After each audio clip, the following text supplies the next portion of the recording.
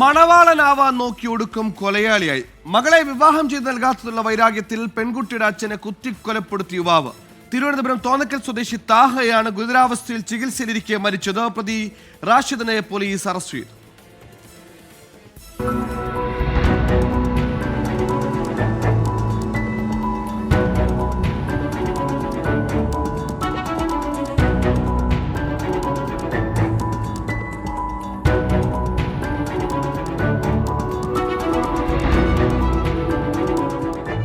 ഇന്നലെ ഉച്ചയ്ക്ക് 2 മണിയോടെയാണ് സംഭവം.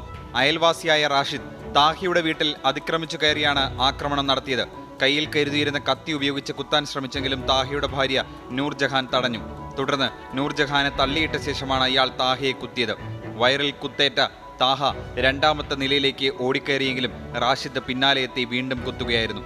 വയറ്റിൽ 4 ഗുരുതരമായി കുത്തേറ്റിരുന്നു. ബന്ധുക്കളും നാട്ടുകാരും ചേർന്ന് താഹയെ തിരുവനന്തപുരത്തെ സ്വകാര്യ ആശുപത്രിയിൽ പ്രവേശിപ്പിച്ചെങ്കിലും പുലർച്ചെ 1 മണിയോടെ മരിച്ചു. സംഭവശേഷം രക്ഷപ്പെടാൻ ശ്രമിച്ച റാഷിദിനെ നാട്ടുകാർ പിടികൂടി മംഗലപുരം പോലീസിന് കൈമാറുകയായിരുന്നു. താഹയുടെ മകളെ വിവാഹം ചെയ്തു കൊടുക്കാത്തതിന്റെ പ്രതികാരമായിട്ടാണ് കുത്തിയതെന്നാണ് പ്രതി പോലീസിനോട് പറഞ്ഞത്. റാഷിദ് മുൻപും ഇയാളെ മർദ്ദിച്ചിരുന്നു. അറസ്റ്റ് രേഖപ്പെടുത്തിയ പ്രതിയെ നാളെ കോടതിയിൽ ഹാജരാക്കും. 24 തിരുവനന്തപുരം.